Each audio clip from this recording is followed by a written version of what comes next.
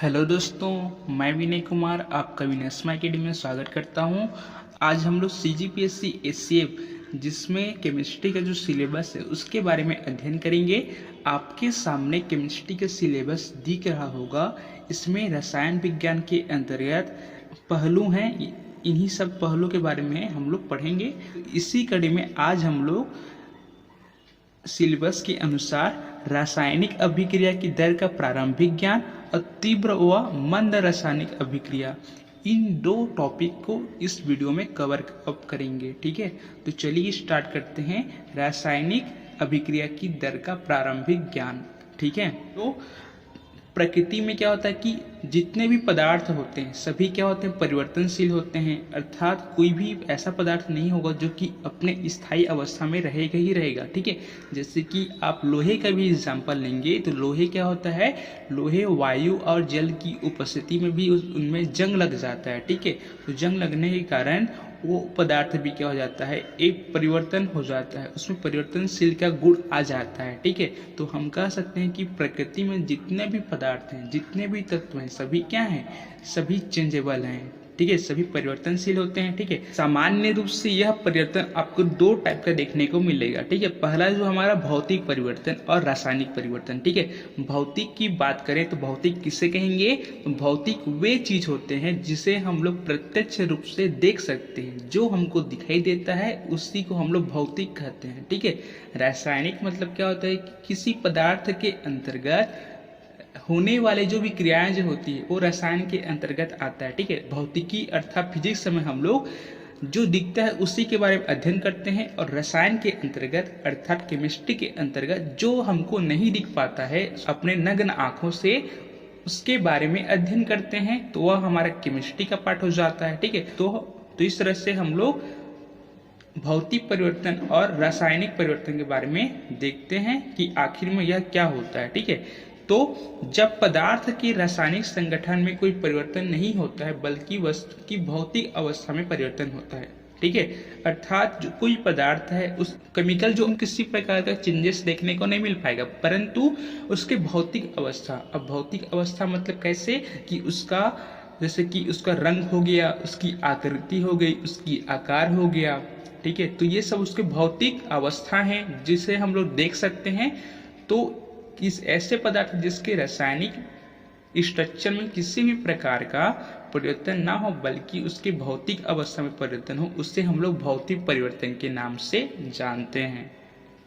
ठीक है, एग्जाम्पल के क्या ले सकते हैं, जैसे कि हम लोग पानी को गर्म करते हैं तो वह भाप में बदल जाता है, तो यह भौतिक परिवर्तन है। ठीक है, क्यों भौतिक परिवर्तन है, क्योंकि जल जो है और भाप जो है दोनों का रासायनिक संगठन क्या होता है, एक समान होता है। अर्थात हम लोग जल क्या होता है, जली वाष्प को हम लोग इकट्ठा करेंगे तो उसमें क्या होता है, वो एक कुछ समय के पश्चात वह पुनः जल के फॉर्म में बन जाएगा। ठीक है, तो इसीलिए जो जल का जो हमारा जो रासायनिक संगठन होता है अर्थात H2O होता है। ठीक है, H2O हमारा ये भी जल हो गया, और जो हमारा जो भाप जो होता है ये भी प्रकार H2O होता है। अर्थात इन दोनों का जो रासायनिक जो संगठन होता है दोनों आपस में इक्वल होते हैं। ठीक है, इसमें किसी भी प्रकार का चेंजेस देखने को नहीं मिल पाएगी। ठीक है, परंतु यहाँ पर आपको जैसे ही जल वाष्प में तब्दील होता है तब की कंडीशन में आपको उसके भौतिक परिवर्तन देखने को मिलेगी, उसके भौतिक अवस्था में परिवर्तन देखने को मिलेगी। कैसे, जैसे कि पानी जो होती है एक प्रकार का क्या बन जाती है, एक गैस के फॉर्म में बन जाती है। ठीक है, एक वाष्प बन जाती है, तो यह आपको भौतिक अवस्था में देखने को मिलेगी। ठीक है, तो यह भौतिक परिवर्तन का एक अच्छा उदाहरण है।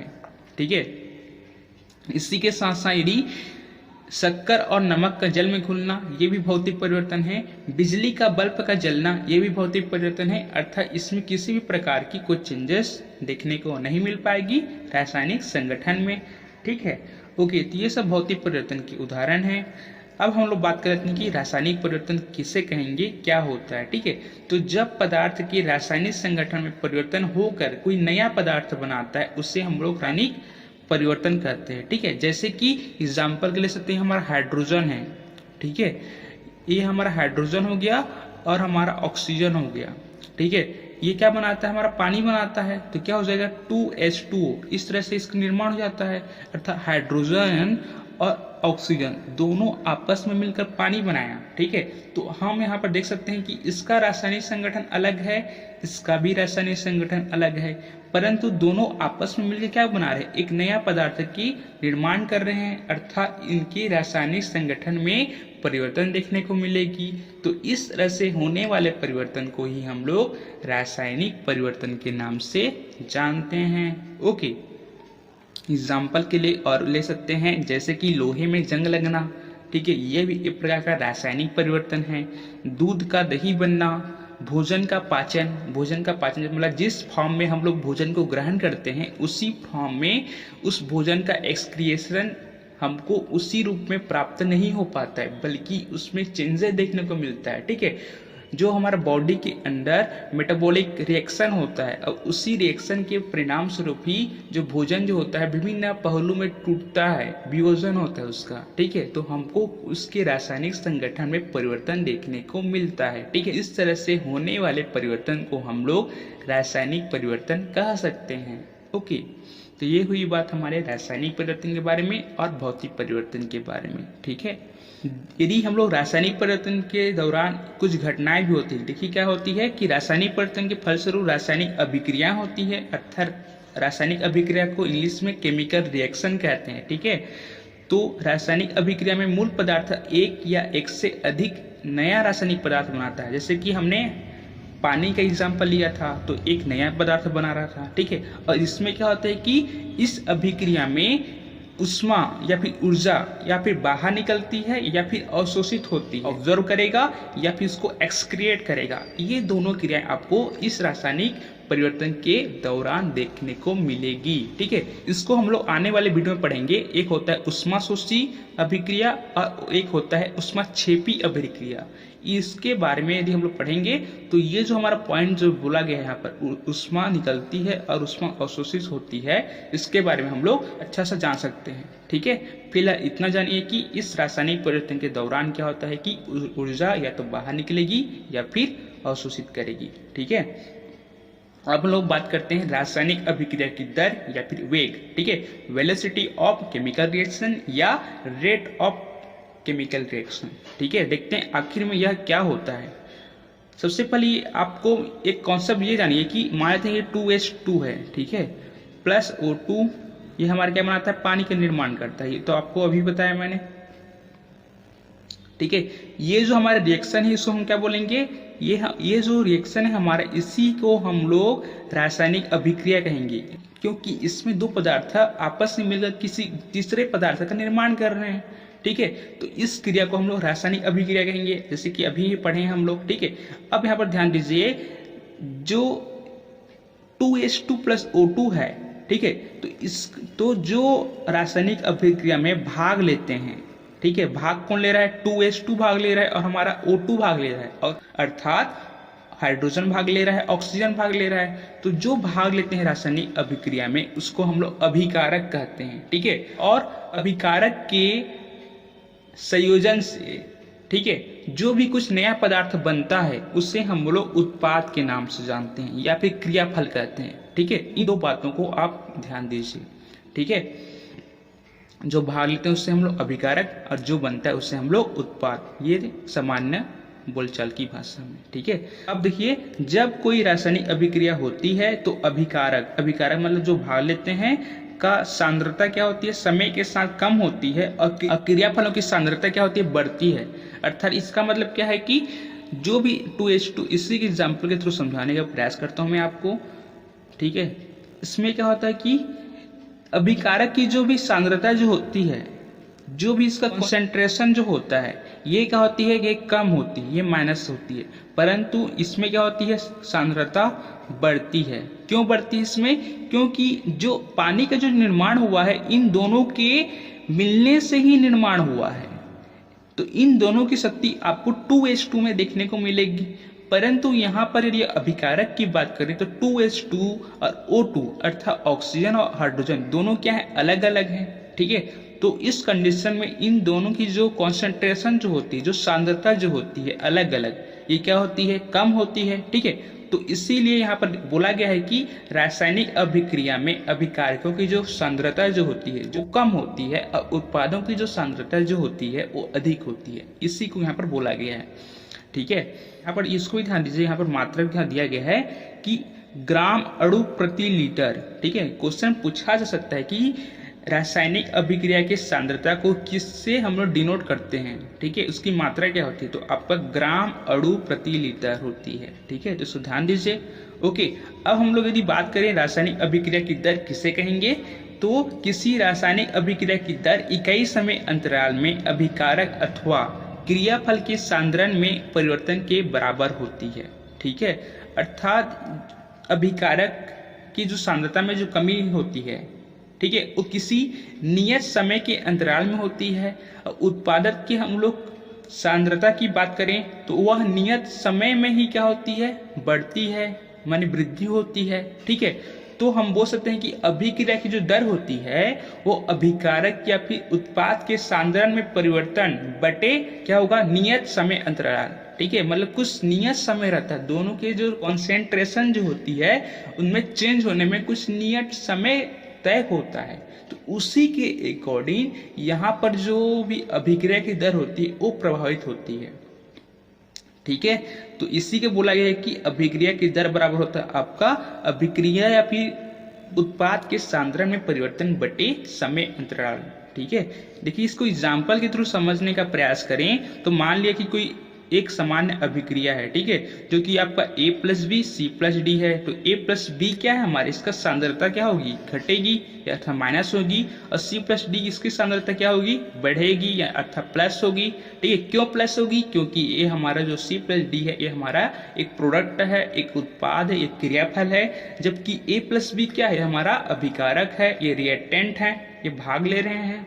ठीक है, तो यहाँ पर बोल सकते हैं कि अभिक्रिया की दर क्या होगी, ए या बी के सांद्रण में कमी बटे समय अंतराल होगी। अर्थात A प्लस बी जो अभिकारक है, अभिकारक में क्या होती है, हमेशा कॉन्सेंट्रेशन जो होती है वो कम होती है, इसलिए यहाँ पर A या B के सांद्रण में कमी लिखा गया है यहाँ पर। ठीक है, उसी तरह से यहाँ पर C और D अर्थात उत्पाद के सांद्रता में क्या होती है, वृद्धि होती है, इसीलिए इसको यहाँ पर इस तरह से डिनोट किया गया है। ठीक है, अब देखिए इन दो भागों को हम लोग इस तरह से डिनोट कर सकते हैं। ठीक है, यहाँ पर देखिए जब हम लोग अभिकारक A के सांद्रता में परिवर्तन की बात करें तो उसमें परिवर्तन क्या होगा, तो आपका डेल।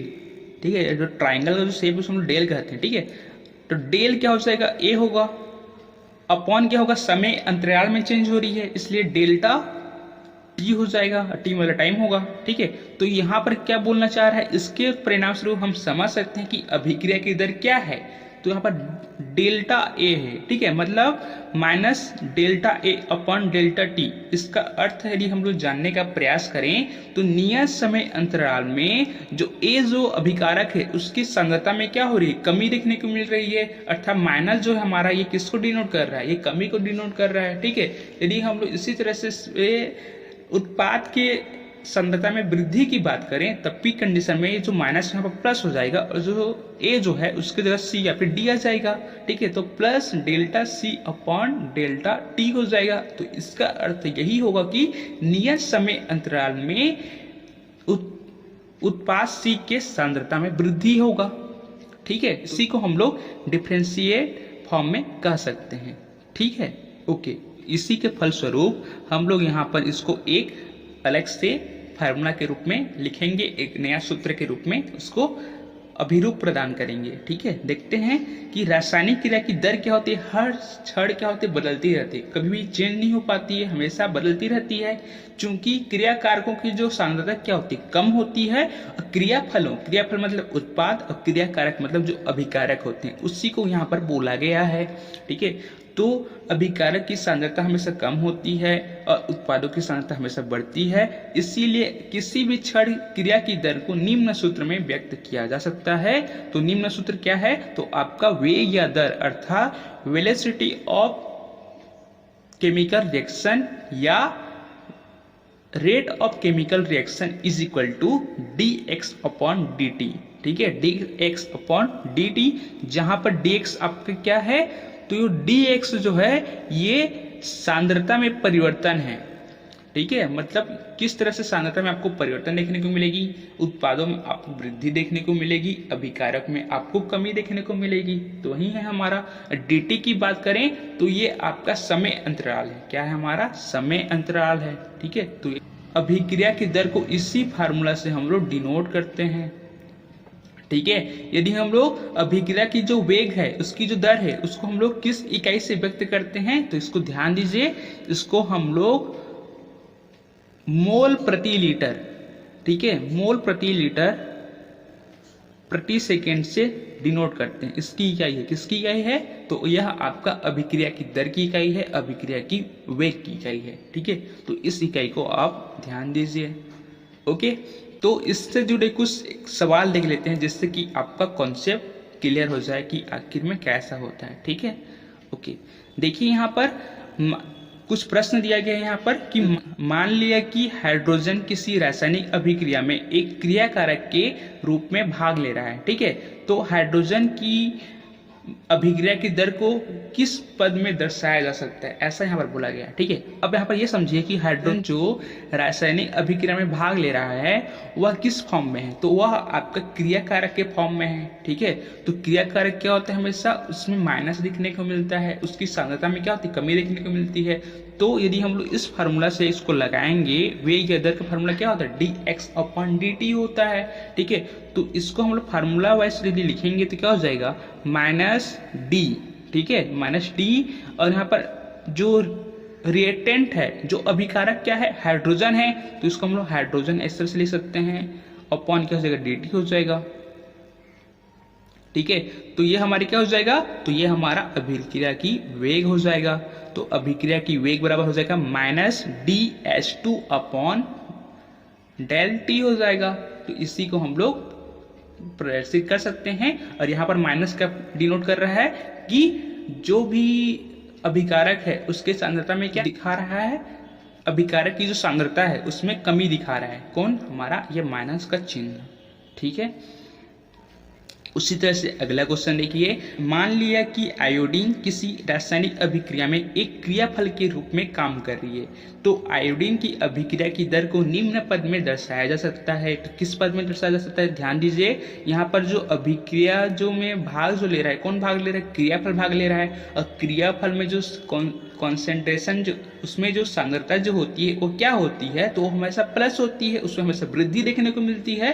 तो हम इस यदि अभिक्रिया की दर के फॉर्म में डिनोट करने का प्रयास करेंगे तब भी कंडीशन में जो अभिक्रिया की दर क्या हो जाएगा, d मतलब I2 मतलब आयोडीन अपॉन dt हो जाएगा।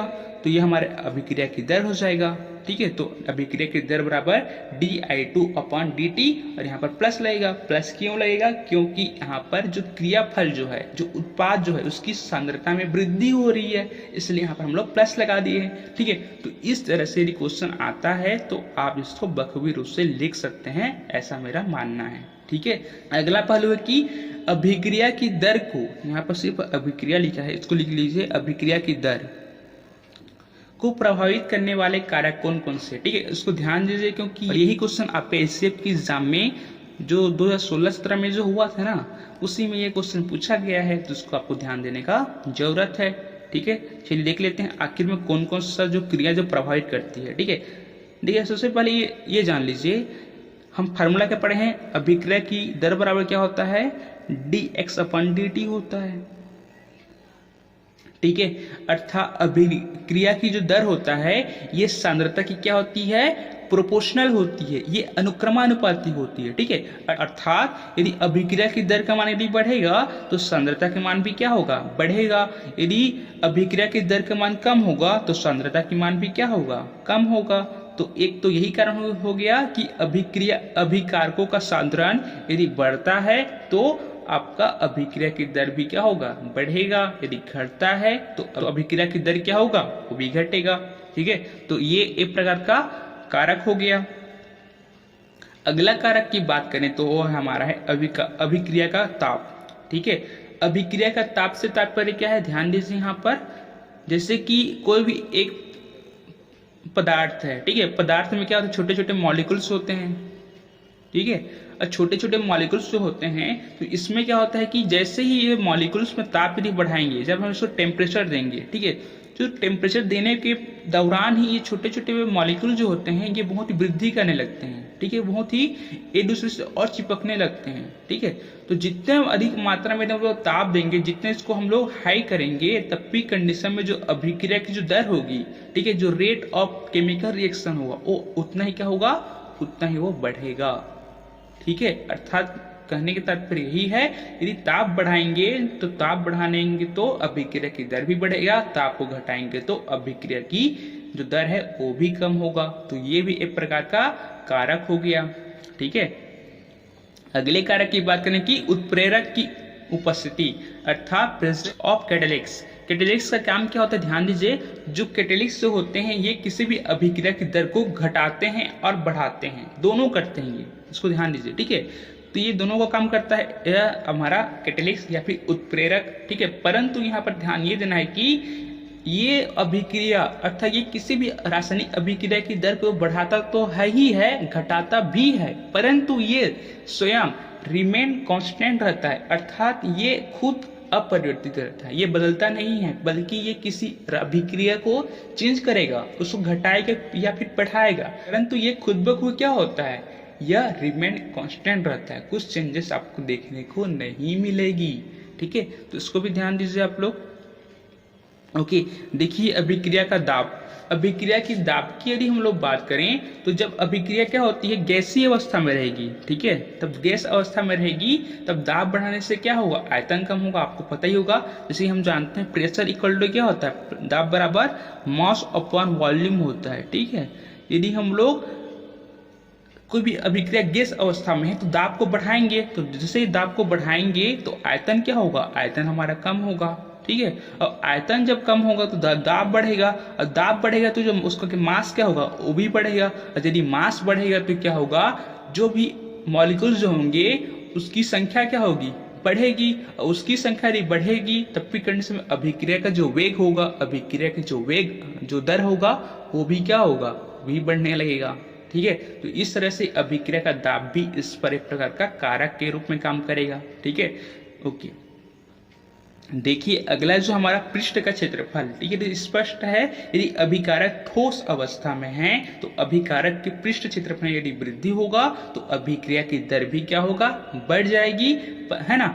इसलिए अभिकारक जितने ज्यादा छोटे छोटे मात्रा में रहेंगे, जितने ही बारीक चूर्ण के रूप में रहेंगे, वो अभिक्रिया क्या होगी, उतनी ही तेजी गति से संपन्न होगी, ठीक है। जिस तरह से यहाँ पर हम लोग ताप दे रहे थे किसी मॉलिक्यूल, किसी भी तत्व के अंदर जो ताप दे रहे थे, तो छोटे छोटे मॉलिक्यूल्स क्या थे, बहुत ही एक प्रकार का शांत अवस्था में थे, लेकिन जैसे हम लोग टेम्परेचर यहाँ पर दिए तो जो जो मॉलिक्यूल जो हुआ करते थे ये आपस में एक गति करने लगी, इसमें एक स्पीड पकड़ने लगी, तो स्पीड पकड़ने लगी तो इसके साथ साथ ये एक इधर से उधर जाने लगी, जिसके कारण अभिक्रिया की दर बढ़ गई। उसी के परिणाम स्वरूप यदि जितने बारीक मात्रा में रहेंगे ये जो मॉलिक्यूल्स वो क्या होंगे, वो उतने ही मात्रा में अभिक्रिया तेजी गति से हो पाएगी, ठीक है। तो ये होगा हमारे पृष्ठ का क्षेत्रफल के बारे में। ओके, ठीक है। अब देख लेते हैं तीव्र व मंद रासायनिक अभिक्रिया, आखिर में यह क्या होती है, ठीक है। ध्यान दीजिए, मंद अभिक्रिया किसे कहेंगे, वे रासायनिक अभिक्रिया जो धीरे धीरे संपन्न होते हैं और जिनके पूर्ण होने में अत्यधिक समय लगता है, इसे हम लोग मंद अभिक्रिया के नाम से जानते हैं, अर्थात स्लो रिएक्शन। ये नाम से ही स्पष्ट है कि ऐसी अभिक्रियाएं जो मंद गति से होगी उसे मंद अभिक्रिया कहेंगे। एग्जाम्पल के लिए ले सकते हैं, जैसे कि आप लोग दैनिक जीवन में यूज करते होंगे दूध, ठीक है, दूध का दही बनना, ये दूध का जो दही बनता है ये तुरंत तो नहीं बन पाता है, इसके लिए कुछ न कुछ समय लगता है, ठीक है। तो यह हमारा मंद अभिक्रिया हो गया। उसी तरह से लोहे में जंग लगना, तो ये भी जो प्रक्रिया जो होती है बहुत ही तुरंत नहीं हो पाती। कुछ केमिकल रिएक्शन की बात करें, यदि हम लोग हाइड्रोजन और आयोडीन, ठीक है, की क्रिया करेंगे तो क्या बनता है, हमारा हाइड्रोजन आयोडाइड बनता है, ठीक है। तो दोनों का जो बनना जो होता है ये तुरंत नहीं बन पाता है, तुरंत रिएक्शन नहीं कर पाता, ठीक है। तो हाइड्रोजन प्लस अपन लोग आयोडीन लेंगे तो हमारे क्या बनेगा, हाइड्रोजन आयोडीन बनेगा। तो इनकी जो क्रिया जो होती है ये बहुत ही कम होती है, मंद गति से होती है, तुरंत नहीं बन पाती है, ठीक है, तो ये हो गया हमारा मंद अभिक्रिया हो गया। ठीक है, सामान्यतः सहसंयोजक यौगिक में मंद अभिक्रिया होती है, जो अभिक्रिया दिन, सप्ताह और महीनों में भी संपन्न होती है। इसे हम लोग बहुत मंद रासायनिक अभिक्रिया कहते हैं। ठीक है, अब हम लोग देख लेते हैं तीव्र अभिक्रिया क्या होती है, फास्ट रिएक्शन क्या होती है। ठीक है, तो वे रासायनिक अभिक्रिया जो शीघ्रता से पूर्ण होती है उससे हम लोग तीव्र अभिक्रिया कहते हैं। ठीक है, जिसका जो समय कितना है 10⁻⁻6 सेकेंड। ठीक है, 10⁻⁻6 को हम लोग माइक्रो सेकेंड के नाम से जानते हैं। ठीक है, किस नाम से, माइक्रो सेकेंड के नाम से। ओके, इसको भी ध्यान दीजिए, इस तरह से क्वेश्चन आपसे पूछा जा सकता है। Okay, got it. देखते लेते हैं इसमें। देखिए, यह अभिक्रिया आयनों के मध्य होती है, इसलिए यह क्रिया आयनिक क्रिया भी कहलाती है। ठीक है, अब आप लोग सोच रहे होंगे कि आखिर में ये आयन क्या होते हैं, तो ध्यान दीजिए, आयन जो होते हैं 2 टाइप्स के होते हैं। ठीक है, एक हमारा क्या होता है पॉजिटिव आयन होता है, एक हमारा होता है नेगेटिव आयन। ठीक है, तो जो भी ये तीव्र अभिक्रिया जो होती है ये हमारा आयनों के मध्य होती है। ठीक है, इसलिए हम इसको आयनिक अभिक्रिया भी कहते हैं। ठीक है, जैसे कि हम लोग नमक की एग्जाम्पल लें। ठीक है, नमक का फार्मूला क्या होता है, केमिकल फार्मूला तो NaCl होता है। तो जो सोडियम जो होता है हमारा ये प्लस आयन होता है। ठीक है, और जो क्लोराइड जो होती है हमारा माइनस आयन होता है। ठीक है, तो इस तरह से जो यहाँ पर आयनिक रिएक्शन यहाँ पर देखने को मिलेगा। ठीक है, देख लेते हैं एक एग्जाम्पल के थ्रू, जिससे कि आपको आसानी से समझ में आ जाएगा। ठीक है, एग्जाम्पल यहाँ पर दिया गया है कि जब सिल्वर नाइट्रेट के विलयन में सोडियम क्लोराइड के विलयन को मिलाया जाता है तो सिल्वर क्लोराइड का श्वेत अवशेष तत्काल प्राप्त होता है, मतलब तुरंत ही प्राप्त हो जाता है। ठीक है, देखिए इसमें भी हम लोग समझने का भी प्रयास करेंगे आखिर में क्या होती है। ठीक है, इस रिएक्शन को ध्यान से देखिए, मैं इसको जूम कर दे रहा हूँ ताकि आपको अच्छे से समझ में आ जाए। देखिए यहाँ पर सिल्वर क्या है, नाइट्रेट है, यहाँ पर सोडियम क्लोराइड है। ठीक है, तो बनाता है क्या हमारा सिल्वर क्लोराइड और सोडियम नाइट्रेट। यहाँ पर जो सिल्वर जो होता है हमारा प्लस आयन होता है, नाइट्रेट जो होता है हमारा माइनस आयन होता है। अब जैसे कि मैंने अभी ही बताया कि सोडियम क्लोराइड में जो सोडियम जो होता है प्लस आयन होता है और क्लोराइड जो होती है माइनस आयन होती है। ठीक है, तो जैसे इसका रिएक्शन जो होता है इन दोनों का, ठीक है, तो सिल्वर का प्लस आयन क्लोराइड के माइनस आयन से मिल जाएगा, तो रिएक्शन तुरंत हमको प्राप्त हो जाता है, सिल्वर क्लोराइड का अवक्षेप प्राप्त हो जाता है। ठीक है, और इसी तरह से जो सोडियम का जो प्लस आयन जो होता है ये नाइट्रेट के माइनस आयन से मिल जाता है, इसलिए हमको तुरंत क्या प्राप्त होता है, सोडियम नाइट्रेट प्राप्त हो जाता है। ठीक है, तो इन आयन के द्वारा ही यहाँ पर रिएक्शन आपको बहुत ही सूक्ष्म पीरियड में देखने को मिलेगी, मतलब आपको काफी समय देना नहीं पड़ेगा। इन आयनों की जो क्रिया जो होती है बहुत ही क्या तीव्र होती है। ठीक है, जैसे कि अभी बताया कि जो क्रिया जो होती है 10⁻⁻6 सेकेंड में पूर्ण हो जाती है, मतलब बहुत ही तीव्र होती है। तो इसी कारण इन सब अभिक्रिया को तीव्र अभिक्रिया के नाम से जानते हैं। ठीक है, तो ये था हमारा मंद अभिक्रिया और तीव्र अभिक्रिया के बारे में। ठीक है, तो दोस्तों आज के लिए इतना ही। यदि चैनल पे नहीं नए होंगे तो चैनल को जरूर सब्सक्राइब कीजिएगा, बेल आइकन दबाना ना भूलिएगा, क्योंकि जैसे ही मैं वीडियो अपलोड करूं तो आपको वहां से सूचना प्राप्त हो जाए। तो आज के लिए इतना ही, बहुत बहुत धन्यवाद।